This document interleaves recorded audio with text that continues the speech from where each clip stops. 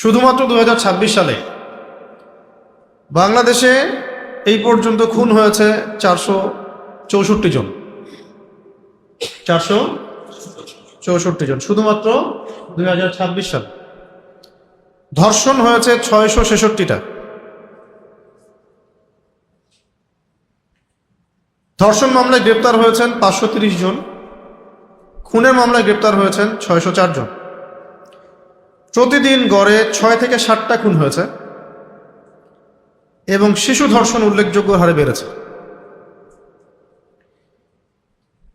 বাংলাদেশের পুলিশের প্রকাশিত পরিসংখ্যান অনুযায়ী অপরাধের বৃদ্ধির হার: চুরি বেড়েছে 12%, অপহরণ বেড়েছে 71%, ছিনতাই বেড়েছে 37%, ডাকাতি 43%।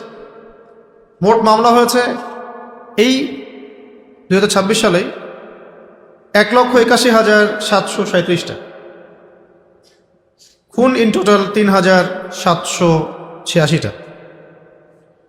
সবচেয়ে উদ্বেগজনক বৃদ্ধি হচ্ছে অপহরণ, ধর্ষণ, চাঁদাবাজি, ডাকাতি এবং ছিনতাই। শুধুমাত্র ঢাকায় 107টা খুন, সারা দেশে 854টা। ঢাকার মধ্যে উল্লেখযোগ্য হারে বেড়েছে ছিনতাই, চাঁদাবাজি, গ্যাং, কিশোর গ্যাং, রাজনৈতিক সহিংসতা এবং ধর্ষণ। এ বিষয়ে 2025 সালের শেষ থেকে 26 সালের অভিযানে গ্রেপ্তার হয়েছেন 22,464 জন। আগ্নেয়াস্ত্র উদ্ধার 483টা, গুলি উদ্ধার এরকম 4,500, মোট আটক 64,000। আর অনেক তথ্য আছে, এগুলো বলা আপনাদের কাছে উদ্দেশ্য না, এগুলো বের করতেই থাকা যাবে। বলা উদ্দেশ্য হচ্ছে যে এত কিছু হয়ে যাওয়ার পরেও এটা শুধু একটা বছরের 6 মাস 7 মাসের একটা পরিসংখ্যান, আরও অনেক পরিসংখ্যান আছে, এগুলো বলা উদ্দেশ্য না, এটা বলতে থাকলে তো অনেক সময় যাবে। এত কিছুর পরেও আমাদের কাছে মনে হয় যে আমরা খুবই উন্নত আধুনিক একটা সভ্যতায় বসবাস করছি এবং নবী সাল্লাল্লাহু আলাইহি ওয়াসাল্লাম এবং সাহাবীদের যুগটা ছিল মধ্যযুগ, বর্বরতার যুগ, নাউযু বিল্লাহি মিন যালিক। এবং আমরা এখন আছি খুব আধুনিক একটা যুগ, উন্নত সভ্যতায়। আমরা খুব ভালো সুফি, দরবেশ, আল্লাহর ওলি। এই জন্য অনেককে শোনা যায় বলতে যে আমরা তো আর এখন মধ্যযুগে নাই, আমরা এখন আধুনিক যুগে চলে আসছি। আধুনিক যুগের মাত্র 6 মাসের একটা পরিসংখ্যান দেখানো হলো। এই পরিসংখ্যানগুলো তাদের থেকেই নেয়া, অনলাইন ঘাটলেই দেখতে পারবেন। আজকের আলোচনা বিষয় হচ্ছে মধ্যযুগ কাকে বলে, আধুনিক যুগ কাকে বলে,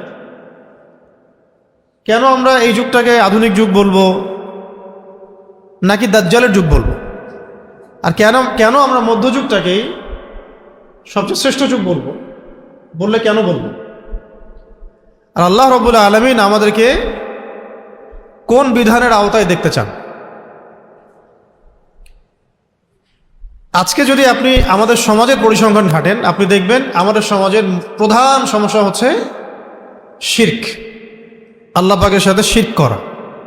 হয়তো মনে হচ্ছে আপনার কাছে আমরা তো মুসলিম, আমরা করি না, কিন্তু মুসলিমদের মধ্যে অনেকেই করে, মুসলিমদের বাইরে তো অমুসলিমরা করছেই।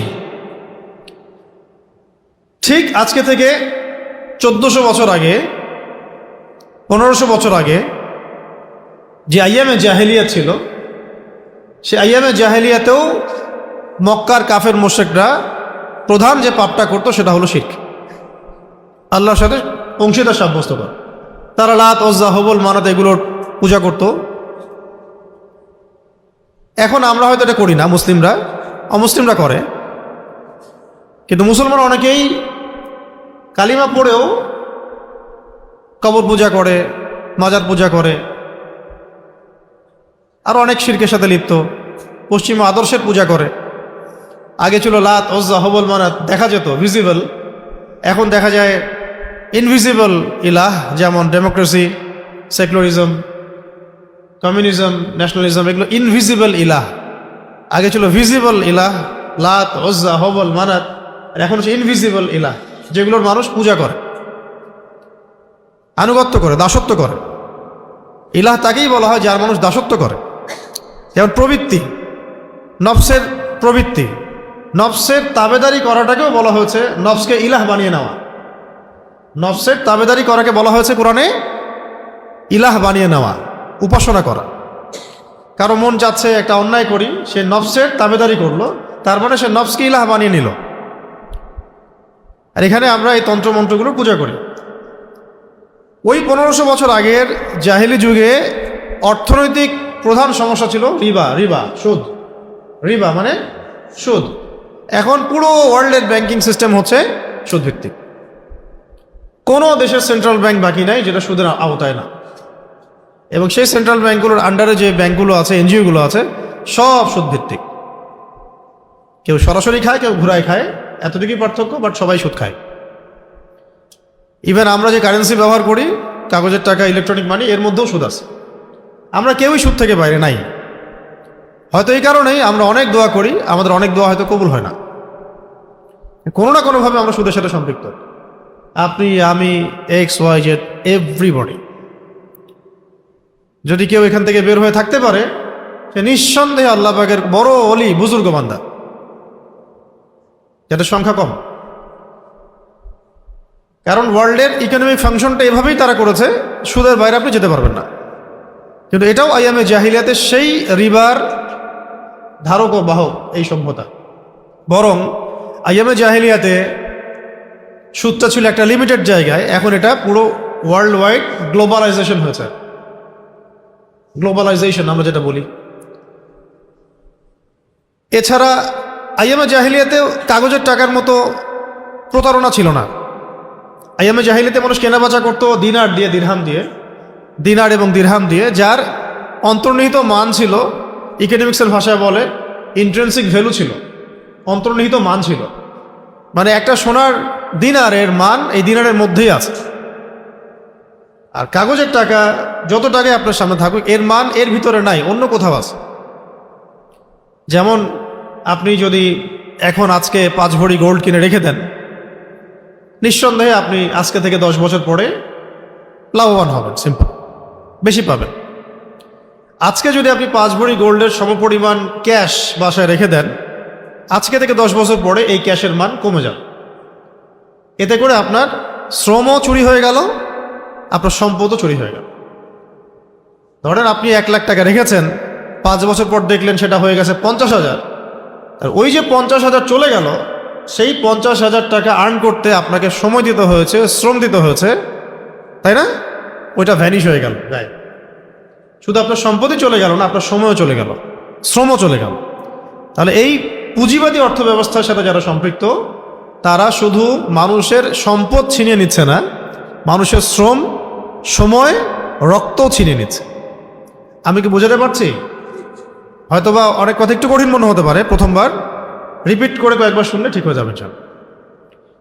এবং আজকে আমরা পড়াশোনা করতে গিয়ে দেখলাম, পৃথিবীতে এখন রাইট নাও, আজকে পর্যন্ত পৃথিবীতে 2% পুঁজিবাদী মানুষ। কয় পার্সেন্ট? পুরো বিশ্বের পপুলেশনের মোট 2% পুঁজিবাদী মানুষ। বাকি 50 থেকে 60% মানুষের ইকোনমি, অর্থব্যবস্থাকে নিয়ন্ত্রণ করছে। 2% পুঁজিবাদী মানুষের কাছে যে পরিমাণ সম্পদ আছে জমা করা, এটা দিয়ে বাকি 50%কে খাওয়ানো যাবে। এটাকে বলা হয় ক্যাপিটালিজম। কি বলে? ক্যাপিটালিজম মানে পুঁজিবাদ। ইসলাম এখানে দিয়েছিল সাম্য, জাকাত, যে ধনীর কাছে সম্পদ আসলে গরিবকে দিতে হবে। তখন মার্কেটের মধ্যে সম্পদের ফ্লো সৃষ্টি হবে, সম্পদ হাত থেকে হাতে কনভার্ট হবে, সেও খাবে, আমিও খাবো, সেও পড়বে, আমিও পড়বো। আর বিজনেস যখন করা হবে, তখন আল্লাহ পাক কাউকে ধনী করবেন, কাউকে গরিব করবেন। আর সুদের মধ্য দিয়ে যেটা হয়েছে, ধনী ধনী হবে দিন দিন, আর গরিব দিন দিন গরিব হবে। এগুলো আমাদের চোখের সামনে হচ্ছে। আমাদের এগুলো নিয়ে তো মাথা ব্যথা খুব একটা নাই। আমাদের মাথা ব্যথা হলো ওই যে হাত বাঁধবো কোথায়, তারপরে জোরে আমি নাচতে আমি, তারপরে আমাদের মোজার উপরে মাসাজ করবো, চামড়ার মোজা হতে হবে নাকি আবার কাপড়ের মোজা হলেও হবে। হ্যাঁ, আমাদের তো ইস্যু অনেক। কে কয়টা বিয়ে করলো, তাই না? কোন গণক কি বলল, কোন জ্যোতিষী কি বলল, এইগুলোই। তো এটা আসলে খুবই লজ্জার। জাতিগতভাবে আমরা কেন জানি এইরকম, এটা আমাদের জন্য লজ্জার। মূল জায়গাটার দিকে ফোকাস না করে আমরা পড়ে থাকি ডালপালা নিয়ে। এই সুযোগে কাফের, মুশরিক, মুরতাদ, মুনাফিক, যারা ইসলামের দুশমন, এরা এমনভাবে আমাদেরকে এখন পেঁচিয়ে ধরছে, একটু পরেই বুঝতে পারবেন যে আমরা এখান থেকে এখন আর বের হতে পারতেছি না। এখন রাইট নাও আপনি এখান থেকে বের হতে পারবেন। আমি 1 ঘন্টা গলা ফাটায় বললেও পারবো না। আপনি যদি আমাদেরকে এখন এদেশের প্রেসিডেন্ট বানায় দেন তাও পারবো, যাকেই দেন সে পারবে না, যতক্ষণ পর্যন্ত না পুরো সিস্টেমটা চেঞ্জ হয়। এখন আসেন, এই যে রিবার ফিতনা, এটাকে আল্লাহ পাক কি বলেছেন? আল্লাহ পাক বলেছেন, হে মুমিনরা শুনো, তোমরা আল্লাহকে ভয় করো, ওয়াযারু মা বাকিয়া মিনার রিবা, এই সুদের যে অংশটুকু আছে এটা ছেড়ে দাও। ইন কুনতুম মুমিনিন, যদি মুমিন হয়ে থাকো তাহলে ছেড়ে দাও। ওয়া ইল্লাম তাফআলু, তোমরা যদি সুদকে না ছাড়ো তাহলে ফাযানু বিহারবিন মিনাল্লাহি ওয়া রাসূলিহি, তাহলে আমি আল্লাহ পাক বলছেন আমার সাথে এবং আমার রাসূলের সাথে, মানে মুহাম্মদ সাল্লাল্লাহু আলাইহি ওয়াসাল্লামের সাথে যুদ্ধের ঘোষণা শুনে নাও। কার কথা এটা? আল্লাহ পাকের কথা। সূরা বাকারা খোলেন, শেষের দিকে পাবেন। আবার নবীজি সাল্লাল্লাহু আলাইহি ওয়াসাল্লাম বলেছেন, কেউ যদি 1 দিরহাম সুদ খায় সে যেন 36 বার জিনা করবে। এই এলাকায় যদি আপনি জানেন যে ওই ছেলেটা, ওই মেয়েটা 36 বার জিনা করছে, তার দিকে নিশ্চয়ই আপনি খুব ভালো চোখে তাকাবেন, তার বাসায় দাওয়াত খাবেন, তার সাথে আপনি মেয়ের বিয়ে তো দিবেন নিশ্চয়ই। কিন্তু বাস্তবতা তো হচ্ছে, ব্যাংকার দেখলে বিয়ে দিতে খুব মন চায় আপনাদের, তাই না? এটা বাস্তবতা। আর দিনদার ছেলে ফিরায় দেন, তোর তো কিছু নাই, টাকা নাই, পয়সা নাই, আমার মেয়েকে খাওয়াবে কি, ভাগ এখান থেকে, নাকি? আপনার এরকম না? আরো আছে, আরো ডেঞ্জারাস কথা হচ্ছে, নবী সাল্লাল্লাহু আলাইহি ওয়াসাল্লাম বলেছেন, নবীর নাম আসলে কি পড়বো? তিনি বলেছেন, সুদের পাপের 70টা শাখা আছে, তার সবচেয়ে নিচু শাখা হচ্ছে নিজের মাকে বিয়ে করা। আরো বলেছেন তিনি সাল্লাল্লাহু আলাইহি ওয়াসাল্লাম, 4 শ্রেণীর মানুষকে আমি অভিশাপ দিলাম। কি দিলেন? অভিশাপ, লাআনা। যে সুদ খায়, যে সুদ দেয়, যে সাক্ষী থাকে, যে লিখে রাখে। যে খায়, যে দেয়, সাক্ষী থাকে, লিখে রাখে। ধরেন এখানে একটা পতিতালয় আছে, নাউজুবিল্লাহ, ধরেন একটা এলাকায় আছে, আছে তো অনেক জায়গাতেই, বাংলাদেশে তো আছেই, এবং এগুলো তো আবার কোনো সমস্যা না। সমস্যা হচ্ছে পুরুষ মানুষ যদি 2টা বিয়ে করে তাহলে সমস্যা। পতিতালয়ে কোনো প্রবলেম না। 20 বছরের একটা ছেলে যদি বিয়ে করে তাহলে সমস্যা, 17 বছর একটা মেয়ে যদি বিয়ে করে তাহলে সমস্যা। 17 বছরের মেয়ে 10 বার জিনা করলে কোনো সমস্যা নাই, 20 বছরের ছেলে 10 বার জিনা করলে কোনো সমস্যা নাই। যদি ও যদি স্বেচ্ছায় পতিতালয়ে যায় তাও কোনো সমস্যা নাই, কিন্তু ও যদি বিয়ে করে মহামুসিবত। শুধু শুধু বিয়ে নিয়ে যে জাহালাত আমাদের সমাজে, এটাই দূর হয় নাই। আমরা এখানে চাচ্ছি ইসলামী আইন বাস্তবায়ন করতে, আল্লাহর দিন কায়েম করতে। কত দীর্ঘ লড়াই আমাদের, ভাববেন বসে বসে। আমি দেখাচ্ছি, মানে এটা যে এই জাহালাতটুকু যে যায় না, এটা দেখাচ্ছি আপনাদেরকে। কারণ আমাদের এক ভাই, এই কাকে বলবো, আমাদের এক ভাইয়ের নাম আমি জানতাম, আমি কেমন ভাবতেছিলাম যে ওনার নাম আব্দুল্লাহ। আব্দুল্লাহ ভাই, ধরেন আব্দুল্লাহ ভাইয়ের বয়স হচ্ছে 25, কত? ভাই বিয়ে করছে একটা মেয়ের বয়স 40 বা 45। তারা সারা জীবন সুখে থাকলেও সমাজ সুখে থাকবে না। জাহালাত সমাজের কি জাহালাত, তাদের কোনো সমস্যা নাই, সমাজের সমস্যা, রাষ্ট্রের সমস্যা। আর একজন আচ্ছা, আমার টপিক এটা না, সিরিয়াস টপিক, তো ওইদিকে কম কথা বলতে হবে। একটা একটা মেয়ের বয়স ধরেন 20 বছর বা 25 বছর, সে বিয়ে করেছে একজন পুরুষের বয়স 50, ইসলামে জায়েজ না না জায়েজ? জায়েজ। তারা সারা জীবন সুখে থাকলেও সমাজ সুখে থাকবে না। আব্দুল্লাহ ভাই ধরেন একটা বিয়ে করছে, একটা বিয়ে দিলাম, ধরেন 30 বছর গিয়ে একটা বিয়ে করছে, এখন মাশাআল্লাহ তিনি আরো একটা করছে, ধরেন এটা সুন্নত না, একাধিক বিয়ে করা সুন্নত না, ফরজও না, জায়েজ।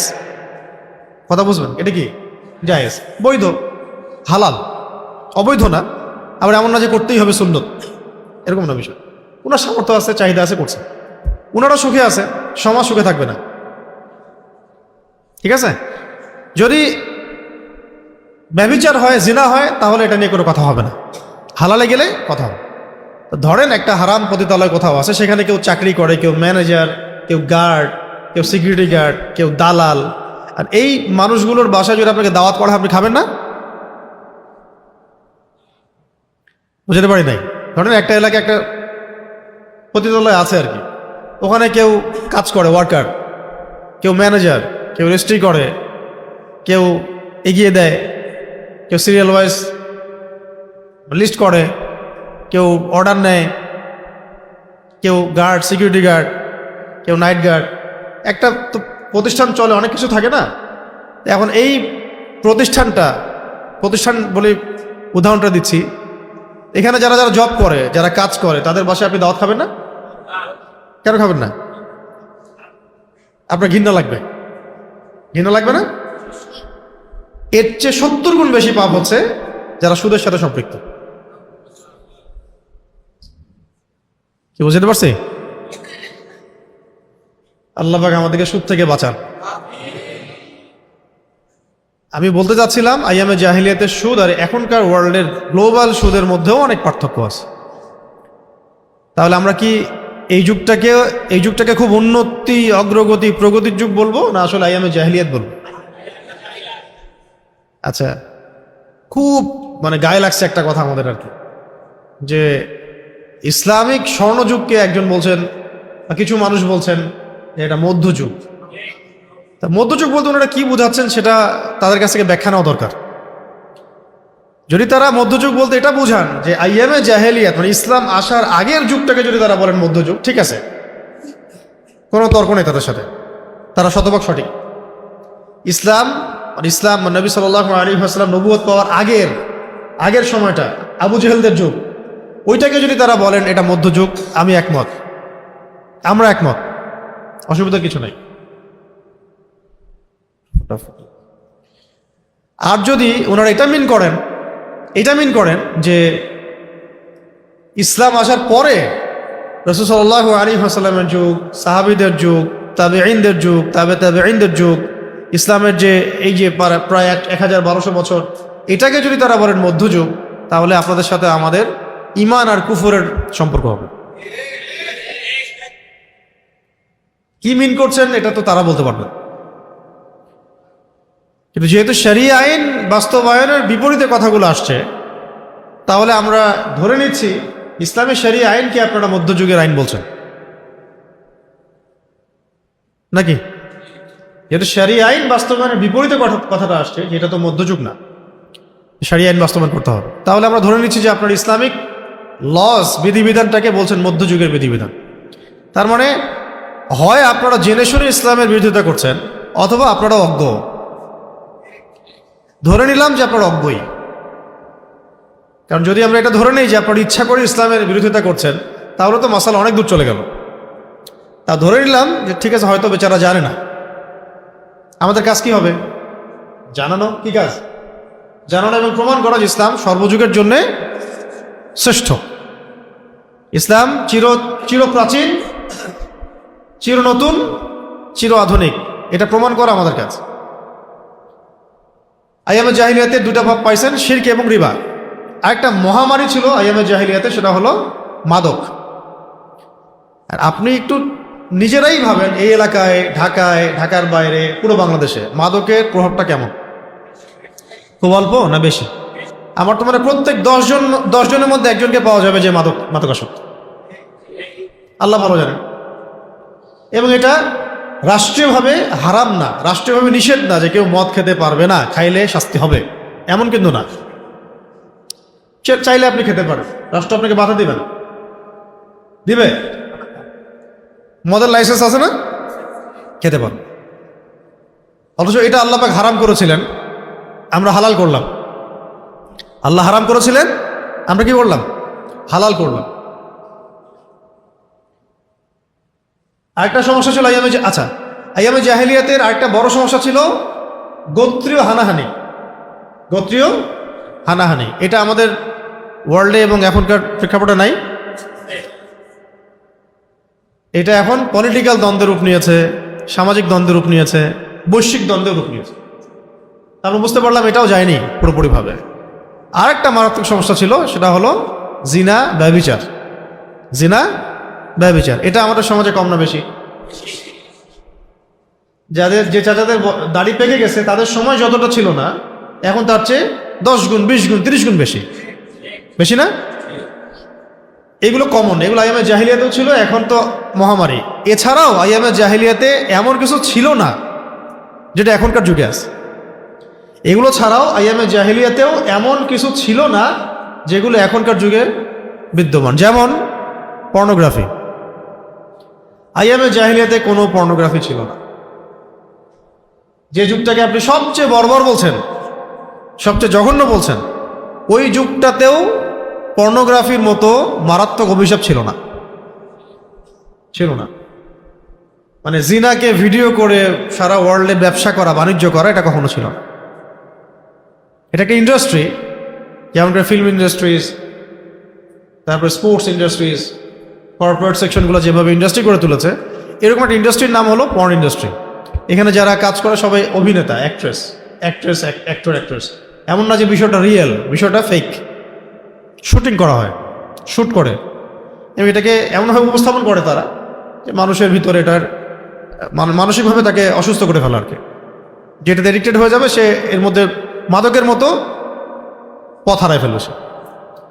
এবং এই যে শিশু ধর্ষণ ইত্যাদি যে শব্দগুলো আসছে না, এটা তো সবাই বুঝি যে এটা তো আসলে বাস্তবিক না, পসিবল না।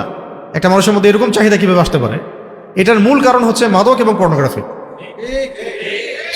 সে মাদক গ্রহণ করার পরে এই মানুষগুলো আর মানুষ থাকে না, আর পর্ন এডিক্টেড হওয়ার পরে সে হিতাহিত জ্ঞান হারায় ফেলে যে সে কার সাথে কি করতে হবে।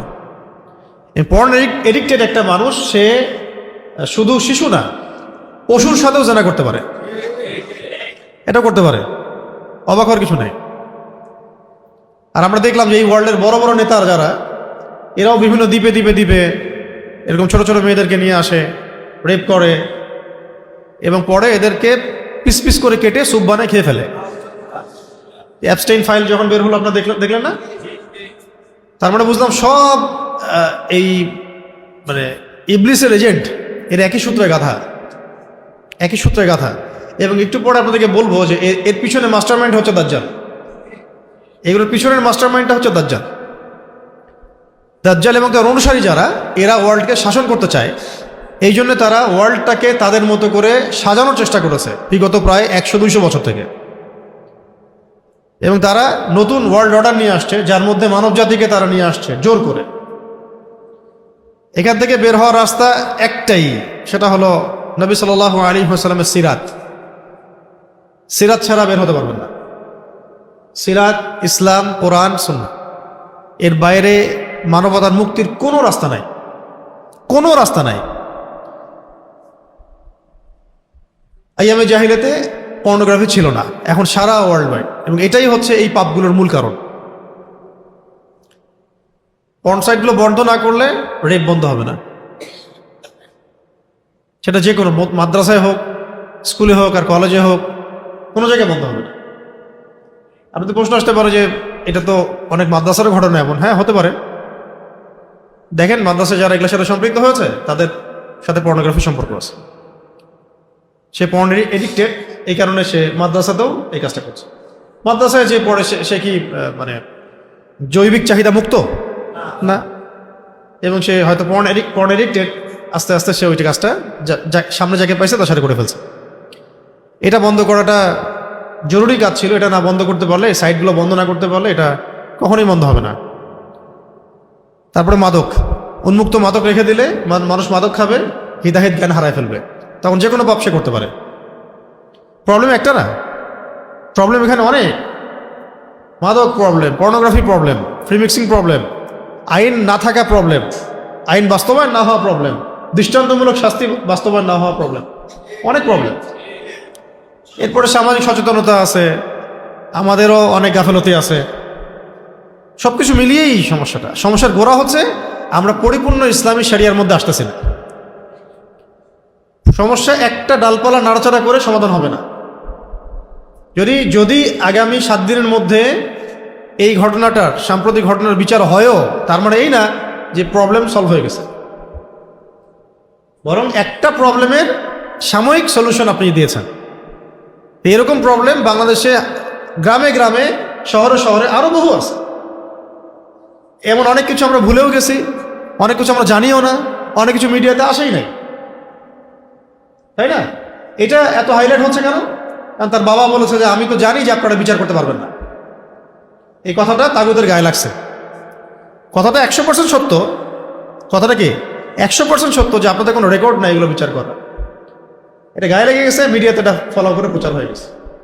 এর আগে মাগুরার ঘটনা ধামাচাপা পড়ে গেছে, পড়ছে না? এরকম আরো শত শত ঘটনা ধামাচাপা পড়ে গেছে। হাদি ভাই গায়েব হয়ে নাই, ইস্যু নাই। আমাদের ঢাকায় বিমান ক্র্যাশ হয়ে গেল একটা প্রতিষ্ঠানে, এতগুলো বাচ্চা মারা গেল, কোন আলোচনা আছে?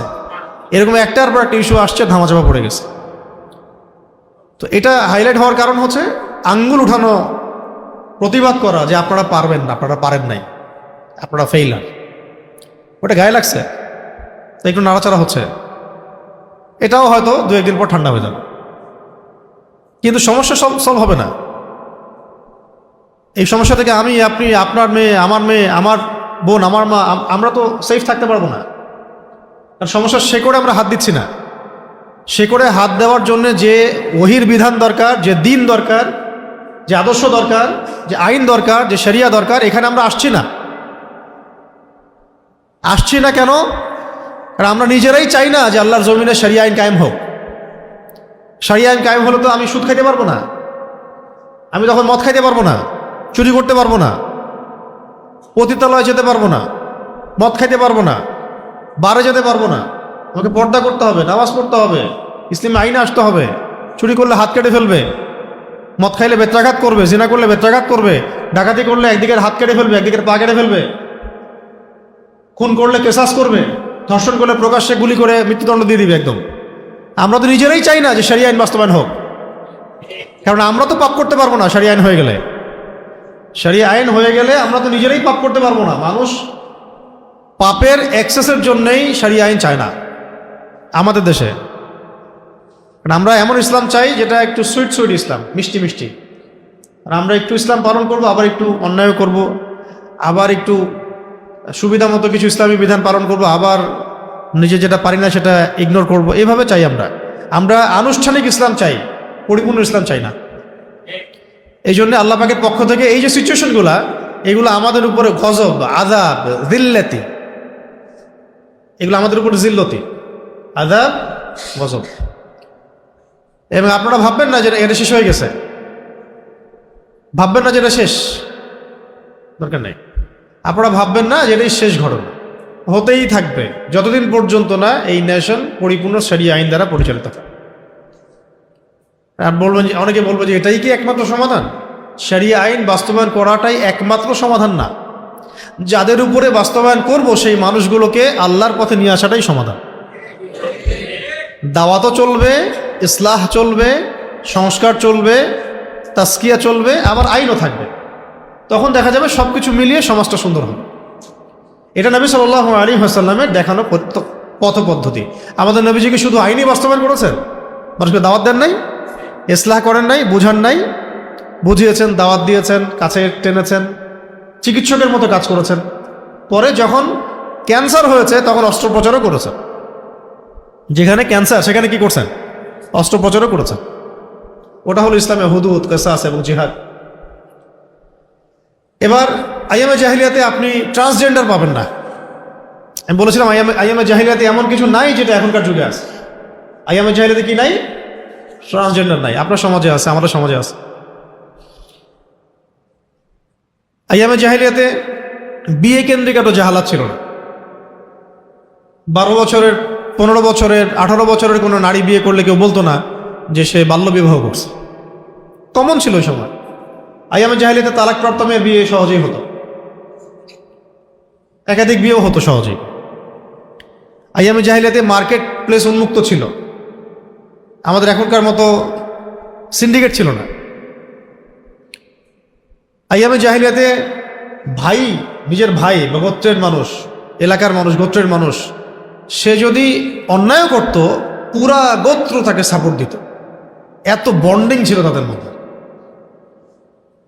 আর ন্যায় করলে তো কোনো কথাই নাই। যেমন নবী সাল্লাল্লাহু আলাইহি ওয়াসাল্লাম নবুয়তের দাওয়াতের কাজ করছেন, পুরা বনু হাশেম গোত্র তাকে সাপোর্ট দিচ্ছে। বনু হাশেমের সবাই ইসলাম কবুল করে নাই, কিন্তু তাকে সাপোর্ট দিচ্ছে গোত্রের কারণে। নবী সাল্লাল্লাহু আলাইহি ওয়াসাল্লামকে বয়কট করা হয়েছে 3 বছর। এই শিয়াবে আবু তলেবে পাহাড়ের নিচে তারা উন্মুক্ত একটা কারাগারের মধ্যে, বলা যায় উন্মুক্ত খোলা আকাশের নিচে তারা বসবাস করেছেন 3 বছর। তো বনু হাশেম, পুরা বনু হাশেম গোত্র নবী সাল্লাল্লাহু আলাইহি ওয়াসাল্লামের পাশে গিয়ে দাঁড়িয়েছে, আমরা তোমার সাথে আছি। এই বন্ডিং আপনি এখন ইসলামপন্থীদের মধ্যেই পাবেন না। এই যে বন্ডিংটা, এটা আপনি ইসলামপন্থীদের মধ্যেই পাবেন না। আর এখানে তো বনু হাশেমের সবাই ইসলাম কবুল করে নাই, অমুসলিম তারা। তখন তারা নবী সাল্লাল্লাহু আলাইহি ওয়াসাল্লামকে সাপোর্ট দিয়েছেন গোত্রের কারণে। আমার চাচা, আমার ভাতিজা, আমার মামা, আমার এই কারণে। এটা আইয়ামে জাহিলিয়াতে ছিল, এই যুগে পাবেন না আপনি। আইয়ামে জাহিলিয়াতে তারা যে জুয়া খেলতো, জুয়া তো খেলতো ওরা। তো এই জুয়ার টাকা দিয়ে তারা বহু মানুষকে উপকার করত। হ্যাঁ, ওদের মধ্যে এগুলো ছিল। মেহমান আসলে বাসায় যদি একটা মাত্র পশু থাকতো, গবাদি পশু, একটাই পশু আছে তার, ওইটাও সে কুরবানি করে খাওয়াই দিত। আইয়ামে জাহিলিয়াতেও মানুষ এমন ছিল। আইয়ামে জাহিলিয়াতে সম্ভ্রান্ত বংশের কোনো মেয়ে কখনো জেনা করতো না। সম্ভ্রান্ত ভালো বংশের কোনো মেয়ে কখনো ব্যভিচার করতো না। যখন মক্কা বিজয় হয়ে গেছে, তখন নবী সাল্লাল্লাহু আলাইহি ওয়াসাল্লাম সবাইকে মাফ করে দিয়েছেন, বায়াত নিচ্ছেন। তখন আবু সুফিয়ানের স্ত্রী হিন্দা রাদিয়াল্লাহু আনহা, তাদের বায়াত নেওয়া হচ্ছে। তখন নবী সাল্লাল্লাহু আলাইহি ওয়াসাল্লাম বলছেন যে তোমরা আল্লাহর সাথে কাউকে শরীক করবে না, জিনা করবে না। যখন বলেছেন জিনা করবে না, তখন তিনি বলছিলেন যে ইয়া রাসূলুল্লাহ, সম্ভ্রান্ত বংশের কোনো মেয়ে কি জিনা করতে পারে? আইয়ামে জাহিলিয়াতেও তারা এটাকে বুঝতেন যে এটা তো কখনো সম্ভবই না। সম্ভ্রান্ত বংশের একজন নারী কিভাবে জিনা করতে পারে? আইয়ামে জাহিলিয়াতে কোনো কিছুকে সত্য বলে তারা যদি বিশ্বাস করতো, এর উপর থাকতো, তারা জান দিয়ে দিবে, তাও এর বাইরে যাবে না। আর যদি কোনো কিছু মিথ্যা মনে করে, তাহলে তো সেটা স্বীকার করবে না। আইয়ামে জাহিলিয়াতেও আবু জেহেল, আবু লাহাব, উতবা, সাহেবারা এটা বিশ্বাস করতো যে কোরআন আল্লাহর বাণী, কিন্তু পলিটিক্যাল কারণে বিরোধিতা করত। আবু জেহেল জানতো কোরআন আল্লাহর বাণী। আইয়ামে জাহিলিয়াতে আবু জেহেলরাও আল্লাহকে বিশ্বাস করত। তারা বলতো যে আমরা আল্লাহ পাকের তাওহীদের রুবুবিয়্যাত তো বিশ্বাস করি, মানতে অসুবিধা কি? অন্য ইলাহগুলো বাদ দিতে হবে, এটা মানতে অসুবিধা। আর মুহাম্মাদের আনুগত্য করতে হবে, এটা মানতে অসুবিধা। আইয়ামে জাহিলিয়াতে ওই বড় বড় কাফের যারা ছিল, এরাও কেউ নবুয়ত দাবি করে নাই, যে বলে নাই যে আমরা নবী, বলেছে আমরা এই নবীকে মানি না, দাবি করে নাই যে আমরা নবী। এখন এই আধুনিক যুগে এসে, সো কল্ড আধুনিক যুগে এসে, ভণ্ড নবীর ছড়াছড়ি সব জায়গায়। এবং ওই ভণ্ডদের সাথে আমরা ব্যবসা করি, বাণিজ্য করি, ওদের পণ্য ছাড়া চলে না। মানে এভাবে বলতে থাকলে আপনাদের আজকে রাত 12টা বাজবে। আর আমি এক কথায় বলতে চাচ্ছি, আইয়ামে জাহিলিয়াতে এমন অনেক কিছু ছিল না যেটা আপনি এখনকার ওয়ার্ল্ডে দেখতে পারবেন। বাচ্চাদেরকে রেপ করা, তাদেরকে মেরে জবাই করা, বা ওদেরকে পিস পিস করে কেটে স্যুপ বানায় খেয়ে ফেলা, অ্যাবস্টেইন ফাইলের মতো, এইগুলো আপনি আইয়ামে জাহিলিয়াতে পাবেন না। আইয়ামে জাহিলিয়াতে এগুলো ছিল না। একটা বলে না যে কন্যা সন্তানকে জীবন্ত দাফন করে দিত, এইটা তারা করেছিল। কেন জানেন কেন করেছে কন্যা সন্তানকে জীবিত দাফন? সমাজ নারীর অধিকার খর্ব করতে করতে করতে, মানে জিনা, ব্যভিচার, সম্পত্তি নাই, বিয়ে ভালো উন্মুক্ত বিয়ে নাই, নারীর ব্যাপারটা এত পেরেশানির হয়ে গেছে, বাবা মনে করতো যে এই মেয়েকে নিয়ে আমি সারা জীবন কি করব, এই মেয়ের নিরাপত্তা আমি কিভাবে দিব, এই মেয়েকে নিয়ে আমি কিভাবে চলবো সমাজের মধ্যে। যদি কালকে আমার মেয়েকে কেউ উঠাই নিয়ে যায়, অপহরণ করে, ডাকাতি করে, তাকে তুলে নিয়ে যায়, তাকে ধর্ষণ করে, আমি কিভাবে মুখ দেখাবো, কি করবো মেয়েটাকে। এই পেরেশানির চিন্তাগুলো থেকে মেয়ে সন্তান জন্ম নিলে তারা দাফন করে ফেলত। এখন আধুনিক সমাজ, সোকল্ড আধুনিক সমাজে আইন শৃঙ্খলা পরিস্থিতি, ধর্ষণ, গুম, খুন, রেপ, বাচ্চা ধর্ষণ এগুলো যেভাবে বাড়তেছে, অদূর ভবিষ্যতে তো আমাদের সমাজেও অনেক বাবা বলবে যে আমার মেয়ে সন্তান দরকার নেই, পুঁতে ফেলো এটা। আপনারা তো দিন দিন ওই জায়গায় নিয়ে যাচ্ছেন সমাজকে, আপনারা তো নতুন করে আবার ওই জায়গায় নিচ্ছেন সমাজটাকে। আর এইসব ইস্যুতে আপনি কোনো নারীবাদীকে পাবেন না রাস্তায়, কোনো নারীবাদী নেই। নারীবাদী কোনো সংগঠন, শাহবাগ, রাম, বাম, প্রগতিশীল কেউ নাই।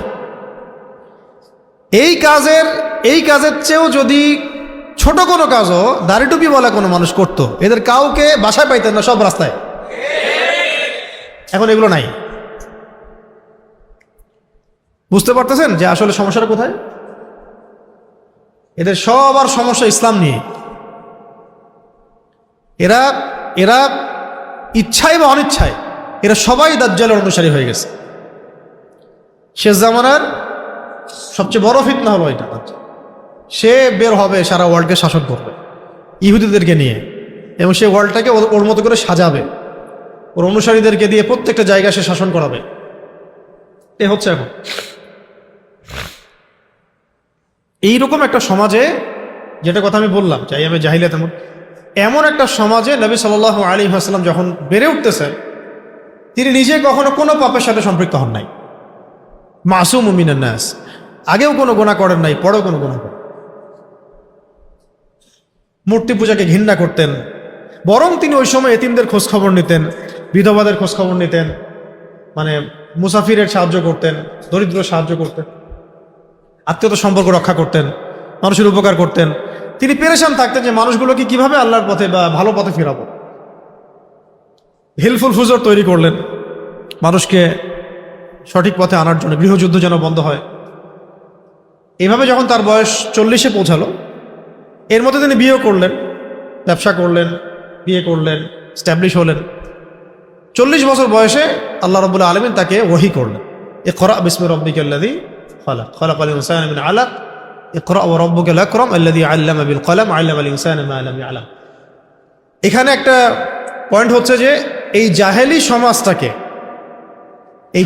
সমাজটাকে যে নবী আপনি পরিবর্তন করতে চাচ্ছেন, এটা মানুষের মস্তিষ্ক প্রসূত জ্ঞান দিয়ে, বিদ্যা দিয়ে, বুদ্ধি দিয়ে হবে না। ওই যে হেরা গুহায় নবীজি বসে থাকতেন, ধ্যান করতেন, আল্লাহকে ডাকতেন, ইবাদত করতেন, এটার অর্থ হচ্ছে নবী সাল্লাল্লাহু আলাইহি ওয়াসাল্লাম সমাজের এই অরাজকতার অবস্থা দেখে নিজেকে আলাদা করে রাখতেন, পৃথক হয়ে থাকতেন। ভাল লাগতো না তার কাছে সমাজের এই সমস্যাগুলা, অবস্থাগুলা। নিজে একা থাকতেন, হেরা গুহায় বসে থাকতেন, ধ্যান করতেন, আল্লাহকে বলতেন। যে কোনো ওলামায়ে কেরামের কাছে যান, তার এই কথাই বলুন। ওই সময় মদিনা আইন নাজিল হচ্ছে যে এখন যদি কেউ কাউকে অন্যায়ভাবে হত্যা করে, তাহলে হত্যার বদলে হত্যা করবে। এটাকে কি বলে? কিসাস। কি বলে? কিসাস। ওই যে আমরা সূরা বাকারায় পড়ি, কুতিবা আলাইকুমুল কিসাস, কুতিবা আলাইকুমুল কিসাস ফিল কতল, আল হুররু বিল হুররি ওয়াল আবদু বিল আবদি ওয়াল উনসা বিল উনসা। কুতিবা আলাইকুমুস সিয়াম তো আমরা নিয়েছি ঠিকই, ওই সূরার মধ্যেই আছে, সামনে ডানে বামে কুতিবা আলাইকুমুস সিয়াম, তোমাদের উপর সিয়ামকে ফরজ করা হয়েছে। তো রমজান মাসে মাশাআল্লাহ বাংলাদেশে সবাই রোজা রাখে, মুসলিমরা বেশিরভাগই। ওইটারই সামনে আছে কুতিবা আলাইকুমুল কিসাস, তোমাদের উপর কিসাসকে আমি ফরজ করেছি। এটা যে ফরজ, এটা আমাদের অনেকে জানেই না। সেই আল্লাহ পাকই ফরজ করেছেন, যে আল্লাহ পাক রমজানে রোজা ফরজ করেছেন। আবার আরেকটু পিছনে গেলে আবার পাবেন কুতিবা আলাইকুমুল কিতাল, তোমাদের উপর যুদ্ধকে ফরজ করেছি। ও তো আলোচনাই নাই। আমরা পয়লা বৈশাখে বানাবো, হাতি ঘোড়া, এগুলা বানাবো আর কি। যখন অন্য দেশ বানায় মিসাইল, আমরা বানাই হাতি ঘোড়া। ওটাই নাকি প্রোগ্রেস, ওটা ওদের প্রোগ্রেস। আর হুজুররা তো দেশটাকে পিছাই দিল, তাই না? হুজুররা দেশটাকে পিছাই দিল না, তো ভাষা তো ওদের এরকমই আর কি। তো এখন কুতিবা আলাইকুমুল কিসাসে আসেন, এটা কোথায় ফরজ হলো? মদিনা না মক্কায়? মদিনায়। কারণ এখানে আমাদের রাষ্ট্র আছে, আমাদের সবকিছু আমাদের কন্ট্রোলে। এখানে আল্লাহ পাক আমাদেরকে আইন দিচ্ছেন একটা একটা করে।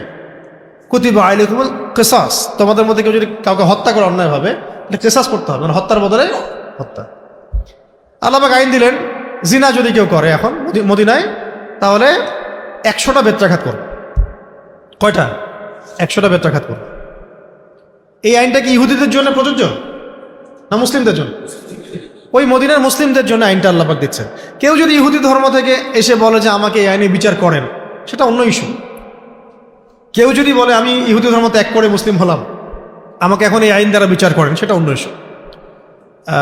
যদি কোনো বিবাহিত ব্যক্তি ব্যভিচার করে, বিবাহিত কোনো ব্যক্তি যদি ব্যভিচার করে, তাহলে তাকে কোমর পর্যন্ত পুঁতে পাথর নিক্ষেপ করে রজম করবে। তাহলে অবিবাহিতর জন্য একটা আইন, বিবাহিত হলে একটা আইন। এগুলো কিন্তু আল্লাহ পাকের আইন। ঠিক যেমন নামাজ পড়তে হবে, নামাজের আগে ওযু করতে হবে, হজের বিধান আছে, জাকাতের বিধান আছে, রমজানের সওমের বিধান, এগুলো যেমন শরিয়া, এটাও শরিয়া, এগুলো শরিয়া। আবার দিলেন, যদি কেউ ডাকাতি করে তাহলে হাত পা উল্টা দিক থেকে কেটে ফেলবে, হাত পা উল্টা দিক থেকে কেটে ফেলবে। কেউ যদি আল্লাহ এবং তার রাসূলকে গালি দেয়, মানে মুরতাদ হয়ে যায়, কটূক্তি করে মুরতাদ হয়ে যায়, তাহলে তাকে মৃত্যুদণ্ড দেবে। ধর্ষণ করলে প্রকাশ্যে মৃত্যুদণ্ড দিবে আর কি। এইভাবে বেশ কিছু আইন নাজিল করা হলো মদিনায়। এখন এই লসগুলো কে দিয়েছেন? আল্লাহ রাব্বুল আলামিন। কখন দিয়েছেন? মদিনায়। এই আইনগুলো কোথায় আছে? কোরআনে এবং হাদিসে এবং সুন্নায়। যদি কেউ এই আইনগুলোকে মধ্যযুগীয় বর্বর বলে, সে কাফের। যদি না জেনে বলে, জানি না, কোনো কিছু জানে না, পড়াশোনা করে নাই, না জানে, বুঝে না, তাহলে তাকে সুযোগ দিতে হবে যে আপনি কি জানেন যে ইসলামের এই কথাগুলো বলা কুফরি? জেনে বুঝে যদি বলে হ্যাঁ আমি জানি এগুলো ইসলামে আছে, জেনেই বলছি এটা মধ্যযুগীয়, তাহলে স্পষ্ট কাফের। আর যদি বলে আমি জানতাম না ইসলামে এগুলো আছে, আমি পড়ি নাই, এখন জানলাম, তওবা করে ফিরে আসলাম, তাহলে আল্লাহ পাক সুযোগ দিবেন তওবা। এখন এই আইনগুলোর ইম্প্যাক্টটা কি ছিল একটু দেখাই। এই আইনগুলোর ইম্প্যাক্ট কি ছিল, যেটাকে এই রামবাম প্রগতিশীল যেগুলো আছে সকল, তারা যেটাকে মধ্যযুগীয় বলতেছে, বরং এটা কিন্তু মধ্যযুগীয় হলো না, বরং আইয়ামে জাহেলিয়াতকে দূর করলো। বরং এই আইনগুলা আইয়ামে জাহেলিয়াতে যে ব্যাপক চুরি, ব্যাপক জেনা, ব্যাপক ধর্ষণ, ব্যাপক সুদ, ব্যাপক শিরক, ব্যাপক ফাসাদ, এগুলোকে 23 বছরে দূর করে দিল এই আইনগুলা। কিভাবে দূর করে দিল? এই আইনের আগে মানুষকে তৈরি করা হলো ইমানের দাওয়াত দিয়ে, আকীদার দাওয়াত দিয়ে, ইসলামের দাওয়াত দিয়ে, পরকালের চেতনায় উদ্বুদ্ধ করে আল্লাহর কাছে ফিরে আসো, আমাদেরকে আল্লাহর কাছে জবাব দিতে হবে, কবর আছে, মিজান আছে, পুলসিরাত আছে, কিয়ামত আছে। মানুষ ইন্টারনালি পরিবর্তন হতে শুরু করলো। যখন মানুষ পরিবর্তন হতে হতে এমন একটা জায়গায় আসলো যে তারা যে কোনো আইন মানতে প্রস্তুত আল্লাহ পাকের পক্ষ থেকে, তখন বিধানগুলো আসা শুরু করলো। শুরুতে কিন্তু বিধান চাপিয়ে দেওয়া হয় নাই। আগে মানুষের আকীদা আমল সংস্কার করা হয়েছে যে মানুষ এগুলো মানার মতো যোগ্য কিনা। শুরুতেই বলা হয়নি মদ ছেড়ে দাও, প্রথমে বলা হচ্ছে মদের মধ্যে উপকারিতা আছে কিছু, ক্ষতি বেশি। হ্যাঁ, তারপরে বলা হলো যে মদ খেয়ে তোমরা নামাজের ধার কাছে এসো না। ধাপে ধাপে 4র্থ ধাপে গিয়ে বলা হলো মদ হারাম। মানে একটা নেশনকে আগে তৈরি করা, শরিয়া বিধান মানার ব্যাপারে উদ্বুদ্ধ করা, এটাই হচ্ছে আমাদের কাজ বাংলার মাটিতে। কারণ বাংলাদেশের মানুষ আল্লাহকে মহব্বত করে, রাসূলকে মহব্বত করে, দিনকে ভালোবাসে। কিন্তু এখন তারা কি শরিয়া আইন মানার জন্য প্রস্তুত কিনা, ওই জায়গায় নিয়ে যেতে হবে আগে। এখন যেমন সবাই বলতেছে না যে এইসব আইন দিয়ে কোনো কাজ হবে না, এখন বলতেছে না যে শরিয়া আইন অনুযায়ী বাস্তবায়ন করেন, ফয়সালা করেন। এই আগুন থামাইতে পারবেন না তো আপনারা। মানুষকে, মানে আলেমদেরকে জেল দিয়ে মানুষকে মাইনাস করে ফেলে এই জেনারেশনের মধ্যে আগুন থামাইতে পারবেন না। এভাবে আস্তে আস্তে বেশিরভাগ মানুষই বলা শুরু করবে যে আমরা এইসব তন্ত্রমন্ত্র চাই না, আল্লাহর আইন চাই। এই দিন বেশি দূরে নাই, কিন্তু এই প্রত্যেকটা ঘটনাই একটা একটা করে আস্তে আস্তে মানুষের মধ্যে এটা উস্কে দিবে, আগুন স্ফুলিঙ্গ তৈরি করবে যে এগুলো বোগাস জিনিস, bogus economy, bogus political system, এগুলো দিয়ে আমাদের কোনো কাজ নাই। আমাদের কাছে কোরআন আছে, সুন্নাহ আছে, আল্লাহ আছেন, রাসূল আছেন, এই আইন দিয়ে আমরা চলবো। মানুষই বলবে ইনশাআল্লাহ কয়দিন পর। মানুষকে দাওয়াতটা দেওয়াই হচ্ছে আমাদের কাজ, এবং এটা যে সবচেয়ে আধুনিক সেটা তারা বুঝবে, এবং এটাতে কাজ হচ্ছে। কিভাবে এই আইনগুলো সমাজ চেঞ্জ করলো দেখেন। কয়েকটা এক্সাম্পল দিয়ে মিসাল দিয়ে বিশেষ করতেছে। একজন সাহাবী তিনি নবী সাল্লাল্লাহু আলাইহি ওয়াসাল্লামের কাছে এসে বললেন যে ইয়া রাসূলুল্লাহ, যে চুরি করেছে সে তো বনু মখজুম গোত্রের, বনু মখজুম গোত্রের মখজুমি নারী চুরি করেছে, এখন সম্ভ্রান্ত বংশের মেয়ে, আল্লাহ পাক তো বলেছেন হাত কেটে ফেলতে। কেউ বলার সাহস পাচ্ছে না নবী সাল্লাল্লাহু আলাইহি ওয়াসাল্লামকে যে এটার কোনো শিথিলতা আছে কিনা, ফাঁকফোকর আছে কিনা। তো সবাই পরামর্শ করে একটা কাজ করলো। ওসামা বিন যায়েদ রাদিয়াল্লাহু আনহু, তিনি নবী সাল্লাল্লাহু আলাইহি ওয়াসাল্লাম প্রিয় ভাজন, তো ওসামাকে দিয়ে বলানো যায় কিনা। তিনি হচ্ছে যায়েদ বিন হারেসা রাদিয়াল্লাহু আনহুর ছেলে, ওসামা বিন যায়েদ রাদিয়াল্লাহু আনহু। যায়েদ বিন হারেসা তায়েফের সাথী, ঠিক আছে। ওসামা বিন যায়েদ রাদিয়াল্লাহু আনহু এসে কোনোভাবে এটা একটু বলেই ফেলছেন, ইয়া রাসূলুল্লাহ তো বনু মখজুম গোত্রের মেয়ে। তখন নবী সাল্লাল্লাহু আলাইহি ওয়াসাল্লাম মানে রাগে চেহারা লাল হয়ে গেছেন। তিনি বলছেন যে তুমি সুপারিশ করতেছো আমার কাছে মখজুমি নারীর ব্যাপারে, আল্লাহ পাকের হদ সম্পর্কে তুমি আমাকে সুপারিশ করতেছো। জেনে রাখো যে আমার মেয়ে ফাতিমাও যদি চুরি করত আমি তার হাত কেটে ফেলতাম। আর শুধু আইন না, আইনের বাস্তবিক প্রয়োগ দিয়ে সমাজ সংস্কার হচ্ছে, এবং সেটা আল্লাহ পাকের আইনের বাস্তব প্রয়োগ দিয়ে। থিওরিটিক্যাল ছিল না বিষয়টা, প্র্যাকটিক্যাল ছিল। এবং এত ইনসাফ, এত ন্যায় ছিল যে আমার মেয়ে হলেও আমি এটা করব, আমার মেয়েও যদি চুরি করে আমি তার হাত কেটে ফেলব। তো নবী সাল্লাল্লাহু আলাইহি ওয়াসাল্লামের এই অংশটুকু আমরা নিতে চাই না।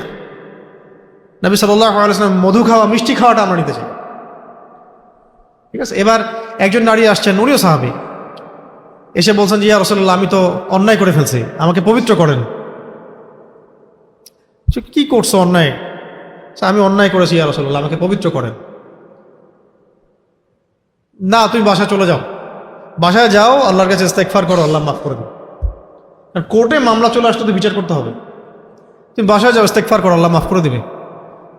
তিনি বলছেন না ইয়া রাসূলুল্লাহ, আপনি মায়েজ আসলামী রাদিয়াল্লাহু আনহুকে যেভাবে ফিরাই দিয়েছেন আমাকে সেভাবে ফিরাই দিবেন না, আমি পবিত্র হইতে চাই, আমাকে পবিত্র করেন। মানুষের ঈমান দেখেন, মানুষ বলতেছে অন্যায় করে এসে ইয়া রাসূলুল্লাহ, আমি পবিত্র হতে চাই, আমাকে পবিত্র করেন। তিনি বলছেন যে তুমি কি এমন অন্যায় করেছো? তিনি বলছেন আমি গর্ভবতী হয়ে গেছি ইয়া রাসূলুল্লাহ। তো নবী সাল্লাল্লাহু আলাইহি ওয়াসাল্লাম বলছেন যে বাসায় যাও, আল্লাহর কাছে ইস্তেগফার করো, সন্তান জন্ম হোক, তারপরে দেখা যাবে কি করা যায়। সন্তান জন্ম হলো, নিয়ে আসলেন সন্তানকে কোলে করে, দুধের বাচ্চা। ইয়া রাসূলুল্লাহ, আমার বিচার করে দেন। তিনি বললেন যে সন্তান ছোট, এখন দুধ পান করবে, দুধ পান করানো শেষ হোক তারপরে বিচার করবে। দুধ পান করানো শেষ, রুটি খাইতে শিখছে, ওটে আসছেন, বিচার করে দেন ইয়া রাসূলুল্লাহ। নবীজি বললেন সাল্লাল্লাহু আলাইহি ওয়াসাল্লাম, আনসারী সাহাবীদের মধ্যে তোমরা কে আছো, হে আমার সাহাবীরা কে আছো যে এই বাচ্চার দায়িত্ব নিতে পারবা? একজন বাচ্চার দায়িত্ব নিলেন। নবী সাল্লাল্লাহু আলাইহি ওয়াসাল্লাম বললেন, তো তোমরা তাকে নিয়ে যাও, রজম করো। আইন থেকে ফিরলেন না, নিয়ে যাও, রজম করো। তাকে রজম করা হচ্ছে, পাথর নিক্ষেপ করে রজম করা হচ্ছে। রক্তের ফিনকি এসে কোনো একজন সাহাবীর কাপড়ে লেগেছিল। সেই সাহাবী একটু তির্যক মন্তব্য করেছিলেন। তির্যক মন্তব্য হয় না একটু, যে উনি জেনা করেছেন, ওই রক্ত আমার এখানে এসে লাগলো। এটা শুনে নবী সাল্লাল্লাহু আলাইহি ওয়াসাল্লাম বলেছিলেন যে তোমরা আমার সাহাবীকে ভালো মন্দ বলো না, গালি দিও না, তাচ্ছিল্য করো না। শুনে রাখো, এই নারী সাহাবী অন্যায় করার পরে যে পরিমাণ তওবা করেছেন, এই তওবা যদি পুরা মদিনার মধ্যে বন্টন করে দেওয়া হয় কম হয়ে যাবে। বিচার হয়েছে এইভাবে নবী সাল্লাল্লাহু আলাইহি ওয়াসাল্লামের যুগে। উমর রাদিয়াল্লাহু আনহুর যুগে মদ পান করেছেন, নিজের হাতে তিনি শাস্তি দিয়েছেন। 40 লাঠি থেকে 80 লাঠি বেত্রাঘাত নিয়ে গেছেন তিনি। নিজের আপনজনের মধ্যে একজন মদ পান করার পরে ওমর রাদিয়াল্লাহু আনহু নিজের হাতে শাস্তি দিয়েছেন। সান্ত্বনার বাণী শুনে আসেন না এখানে। ওমর রাদিয়াল্লাহু আনহুর সময় এমন হয়েছে যে আমর ইবনে আস রাদিয়াল্লাহু আনহু, বিখ্যাত সাহাবী, তিনি মিশরের গভর্নর তখন। তার ছেলে তার বাবার পলিটিক্যাল পাওয়ারে কিছু একটা অন্যায় করেছিলেন, অন্য কারোর উপর পাওয়ার দেখাইছে আর কি, তাই না? এমন তা বুঝতেই পারতেছেন কি হতে পারে এখনকার যুগে। এইটা খবর ওই মিশরের সে কিপ্তি এসে মদিনায় বিচার দিয়েছে, মদিনায় বিচার দিয়েছে যে আপনার নির্ধারিত গভর্নরের ছেলে আমার উপর জুলুম করছে, তুমি বসো। চিঠি লিখে পাঠাইছেন যে তোমরা দুজনে এখানে আসো, বাবা এবং ছেলে দুজনে আসো। উমর রাদিয়াল্লাহু আনহু বসে আছেন। আমর ইবনে আস রাদিয়াল্লাহু আনহু বুঝতে পারছেন যে কোনো একটা সমস্যা আছে। সন্তানকে বলছেন বারবার, কি করছো বলো ভালো করে। সে সন্তান বলে না কি করছে ভালো করে। পরে যখন মসজিদে ডাকা হলো নামাজের পরে, তখন সেই মিশরের কিপ্তি বললো যে আমার উপর এই জুলুম করেছে, সম্মানিত ছেলে আমার উপর জুলুম করেছে। নিজের হাতের দোররা তার হাতে উঠাই দিলেন লাঠি দিয়ে, বলেন যে ইদরিব ইবনুল আকরামিন, আমাদের সামনে সম্মানের ছেলেকে মারো এখন। ইদরিব ইবনুল আকরামিন, আমাদের সামনে সম্মানের ছেলেকে মারো। এটা মানুষ দেখছে। মারতে মারতে ক্ষান্ত হওয়ার পরে তিনি জিজ্ঞাসা করছেন যে তুমি কি সন্তুষ্ট হয়েছ? যে হ্যাঁ আমি সন্তুষ্ট হয়েছি। তখন এটাও বললেন যে তুমি যদি চাও এই লাঠি দিয়ে পারলে তার বাবাকেও তুমি আঘাত করতে পারো, কারণ তার সন্তান তার বাবার পাওয়ারেই তোমার উপর জুলুম করেছে। ওমর রাদিয়াল্লাহু আনহুর যুগ, তাদের ভাষা এটা মধ্যযুগ, ফাসেকদের ভাষা এটা মধ্যযুগ, জালেমদের ভাষা এটা মধ্যযুগ। ইদরিব ইবনুল আকরামিন, সম্মানের ছেলেকে মারো সবার সাথে, বলতে পারবে? আমর ইবনে আস রাদিয়াল্লাহু আনহুকে নবীজি ওমর রাদিয়াল্লাহু আনহু বললেন যে শোনো আমার, যখন মানুষ তার মায়ের গর্ভ থেকে স্বাধীনভাবে বের হয়, তখন কিভাবে তো মানুষ তার উপর জুলুম করতে পারে? আমরা কিভাবে মানুষের উপর জুলুম করতে পারবো যখন মানুষ জন্মই নিচ্ছে মায়ের গর্ভ থেকে স্বাধীনভাবে? এত বড় স্টেটমেন্ট কে দিছে ইতিহাসে? নিজে খুতবা দিতে উঠছেন, মানুষ তার উপর আঙ্গুল তুলে বলেছেন যে আপনার খুতবা পরে শুনবো, আগে আপনি বলেন যে আপনার গায়ে দুইটা জামা কোত্থেকে আসলো? একটা তো সবাইকে আপনি দিয়েছেন গনিমত থেকে, আরেকটা কোথা থেকে আসলো? তারপরে খুতবা শুরু করেন। জনগণ এইভাবে বলতে পারবে কথা? এই আধুনিক যুগে, আধুনিক দাজ্জালের যুগ, বলতে পারবেন জীবনের কথা? এর আগের তো 18 বছর ইতিহাস দেখেছেন, নবী সাল্লাল্লাহু আলাইহি ওয়াসাল্লামকে কটূক্তি করলে কোনো বিচার হয় নাই। কারো আব্বা আম্মা নানা নানি লিখেছেন, একদম গুম হয়ে গেছেন, শেষ। এটা বলতে পারবে ওমর রাদিয়াল্লাহু আনহুর মতো? বলেন আপনার প্রপার্টির হিসাব দেন। এরকম ছিল একজন নারী, ওই যে বাচ্চাকে খাওয়াচ্ছিল রাত্রেবেলা, বাচ্চা কান্নাকাটি করছিল, মনে আছে না ঘটনাটা? ওমর রাদিয়াল্লাহু আনহু উনি জিজ্ঞাসা করলেন আপনার বাচ্চা কাঁদছে কেন? মা খালি বলছে এতটুকু যে হ্যাঁ তা বাইনি ও বাইন ওমর, এটা আমার আর ওমরের মাঝখানের বিষয়, আমি ওমরের নামে তো বিচার দিব আল্লাহর কাছে। উনি বুঝতে পারেন না যে উনি আমিরুল মুমিনিন, রাত্রেবেলা ভেষ বদল করে তিনি ঘুরছিলেন। তো কি হয়েছে? আমরা এখানে ক্ষুধার্ত অবস্থায় আছি। ওটা শুনে ওমর রাদিয়াল্লাহু আনহু নিজের পায়ে হেঁটে মদিনায় এসে কাঁধে করে বাইতুল মাল থেকে আটার বস্তা নিয়ে পায়ে হেঁটে হেঁটে গিয়ে ওই মহিলার বাসায় গিয়ে রান্না করে খাওয়াই দিয়ে আসতো। এটাকে বলে মধ্যযুগ। ইনসাফের যুগটাকে বলে কি? একটা মানুষ খুঁজে পাওয়া যায় নাই যে আপনার দুর্নীতি করতেছে, অন্যায় করতেছে। ইসলামিক কোর্টে বসায় দেওয়া হয়েছে আলী রাদিয়াল্লাহু আনহুকে। আলী রাদিয়াল্লাহু আনহু এসে বলল যে আমাকে এখান থেকে অপসারণ করে দেন। কেন? তো বিচারই তো আসে না, আমি কি বিচার করব? কোনো কেসই আসে না। আর আপনাকে আমি কেস দেখালাম শুরুতে, এই 6 মাসের কেস কতগুলো ঘটনা করছে। এটা মধ্যযুগ। আল্লাহ পাকের আইনের সুষ্ঠু প্রয়োগ ছিল, এবং আইন ছিল আল্লাহ পাকের পক্ষ থেকে। সেই ডিভাইন ল যখন সমাজের মানুষ মেনে নিয়েছে এবং সেই অনুযায়ী যখন খলিফা বা শাসক বিচার করেছে, তখন সমাজ প্রতিষ্ঠা হয়ে শান্তি প্রতিষ্ঠা হয়ে গেছে, তখন সমাজে স্থায়ী শান্তি প্রতিষ্ঠা হয়ে গেছে, সমস্ত অন্যায় দুর্নীতি চলে গেছে। মানুষ জিনা করে এসে বলেছে আমি জিনা করছি, আমার বিচার করে দেন। হত্যার তো প্রশ্নই ওঠে না। এরকম আরো ঘটনা আছে। তো মূল কথা হচ্ছে ভাই যে আল্লাহ পাকের এই বিধানগুলো যদি আমরা মানার মতো মানসিকতা না লালন করি এখন, এবং সেই আলোকে যদি আমরা আমাদের জনমত গঠন না করি, তাহলে আগামী 50 বছরেও এদেশে একটাও আল্লাহর আইন বাস্তবায়িত হবে না। এবং এই আইনগুলো নিজেদের উপর মানে ইম্পোজ করার আগে আমাদের আকীদা আমল সংস্কার করতে হবে, যে আমরা এগুলো চাই কিনা, আমরা আসলে এগুলো চাই কিনা, আমরা শিরক থেকে বাঁচতে চাই কিনা, সুন্নতে থাকতে চাই কিনা, তাওহীদ চাই কিনা, আমরা সুদমুক্ত থাকতে চাই কিনা, মাদক মুক্ত থাকতে চাই কিনা। ইসলামী আইনগুলো ছাড়া আপনি অন্য কোনো যত তথাকথিত পশ্চিমাদের এসব আইন নিয়ে আসেন, কোনোদিনও আপনি দেশে শান্তি প্রতিষ্ঠা করতে পারবেন না। তাই যদি হতো তাহলে ইউরোপের অবস্থা আজকে এমন কেন, আমেরিকার অবস্থা আজকে এমন কেন? আমেরিকার হাতে এই বিশ্বের কোটি কোটি মানুষের রক্ত লেগে আছে, হাজার হাজার নারী শিশুর ইজ্জত ওর হাতে লেগে আছে।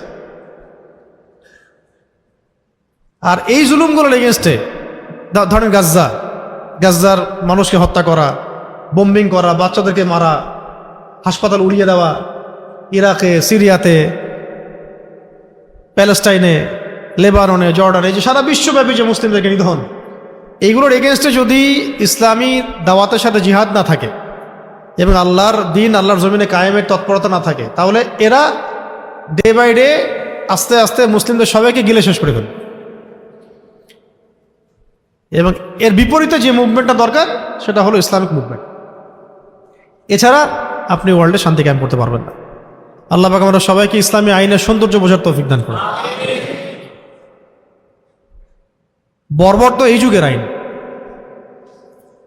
এই যুগের আইন হলো বর্বর, দাজ্জালীয়। যখন একজন অপরাধী বলতেছে যে আমিই করছি, তবুও 3 মাস লাগে, 1 মাস লাগে, 7 দিন লাগে, 10 দিন লাগে, সে বলতেইছে যে আমি তো করছি, তাও রিপোর্ট আসতে হবে, 48 ঘন্টা লাগবে, ডিএনএ রিপোর্ট আসবে, এইটা হবে সেটা হবে। ইসলামী আইনে এটা দ্রুত বিচার হয়ে যায়। রেপ করছে, এমন রেপের হাজার হাজার কেস আছে, বিচার হয় নাই। জিনার তো ওরকম কোনো রাষ্ট্রীয় বিচার নাই। স্বেচ্ছায় যদি কেউ জিনা করে ওটাকে আবার ধর্ষণ বলাও হবে না। মদের নাই, মদ পানের কেসাস বহু। আপনাদের জুলাইয়ের সবার তো বিচার হয়েছে না? হবে, অপেক্ষা থাকেন। সমাধান একটাই, নিজেরা ইসলামের দিকে আসা, মানুষকে দাওয়াত দেওয়া এবং আল্লাহর জমিনে পরিপূর্ণ ইসলাম কায়েমের চেষ্টা করা। এখন হবে না জানি আমি সারা রাত গলা ফাটালেও কিছুই হবে না, হয়তোবা আপনারা কিছু জানবেন এতটুকুই। কিন্তু এই দাওয়াতের কাজ, তাবলিগের কাজ, এই মেহনত, ইসলামী সংগঠনগুলোর কাজ, এগুলো যত বেগবান হতে থাকবে, আস্তে আস্তে মানুষ ওই দিকে আসবে। মানুষ বুঝবে যে আসলে এর মধ্যে সমাধান আছে। 5 বছর লাগুক, 10 বছর লাগুক, 20 বছর লাগুক, একটা দিন আপনি দেখবেন যে বাংলাদেশ শাসিত হচ্ছে ইনশাআল্লাহ আল্লাহর আইন দিয়ে। এইদিকে যদি জনগণ না আসতে পারে, তাহলে কাফেরদের মাইর ছাড়া আমাদের কপালে কিছু নাই। এটার জন্যে আমাদের প্রতিবেশীর দিকে খেয়াল রাখেন, তাহলেই হবে। আশপাশের দিকে তাকান, দেখবেন যে আজকে থেকে 10 বছর আগে তারাও ভাবতে পারে নাই যে এমন হইতে পারে। অতএব আমরা সবাইকে আল্লাহ পাক যেন তার বিধানের দিকে ফিরে আসার তৌফিক দান করেন। এবং এইটাকে আল্লাহ পাক ইসলাম বলেছেন, এই ইসলামটাকে আল্লাহ পাক পরিপূর্ণ বলেছেন। এর বাইরে যত বিধান এটাকে জাহিলিয়াত বলেছেন। আফা হুকমুল জাহিলিয়াতি ইয়াবগুন, আল্লাহ পাক বলেছেন। তারা কি জাহিলিয়াতের হুকুম চাচ্ছে? ইসলাম আসার পরে, এই বিধানগুলো আসার পরে তারা কি জাহিলিয়াতের বিধান চাচ্ছে? ওয়ালাহু আসলামা মান ফিস সামাওয়াতি ওয়াল আরদি তাওআন ওয়া কারহান ওয়া ইলাইহি ইরজিউন। অথচ আসমান জমিনের সমস্ত সৃষ্টি আল্লাহর সামনে আত্মসমর্পণ করেছে। শেষ করার আগে এটাও বলি, এই আত্মসমর্পণ মানে হলো সামি'না ওয়া আতা'না, শুনলাম মানলাম, শুনলাম মানলাম। ইব্রাহিম আলাইহিস সালামের মতো সন্তানকে রেখে আসতে হবে, প্রশ্ন নাই এখানে কোনো। সন্তানের মা বলছে আমাদেরকে কি আল্লাহর হুকুমে রেখে যাচ্ছেন? হ্যাঁ, কোনো প্রশ্ন নাই, ঠিক আছে, আল্লাহই দেখবেন আমাদের। সন্তানকে বলা হচ্ছে আমি তোমাকে জবাহ করেছি, স্বপ্নে দেখছি, কি রায় তোমার? আল্লাহ যদি হুকুম করেন আপনি করেন। সন্তান বলছেন না, আমি তো বাচ্চা, আমাকে কেন করবেন? বাবা বলছে না, আল্লাহ আমার বাচ্চা একমাত্র, আমি কেন করব? প্রশ্নই নাই, সামি'না ওয়া আতা'না, শুনলাম মানলাম। এখান থেকে ইসলাম, এখান থেকে কি ইসলাম। ইয ক্বালা লাহু রাব্বুহু আসলিম ক্বালা আসলামতু লিরাব্বিল আলামিন। এগুলোই হজের, এই যে জিলহজের, আরাফার ঘটনাগুলো দেখেন। এই যে কাবা, মাকাম ইব্রাহিম, আপনার জমজম, সাই, সাফা মারওয়া, মিনা মুজদালিফা, আপনার কুরবানি, আরাফা, সব কিছু দেখবেন ওই ইব্রাহিম আলাইহিস সালামের ফ্যামিলির সাথেই সম্পৃক্ত।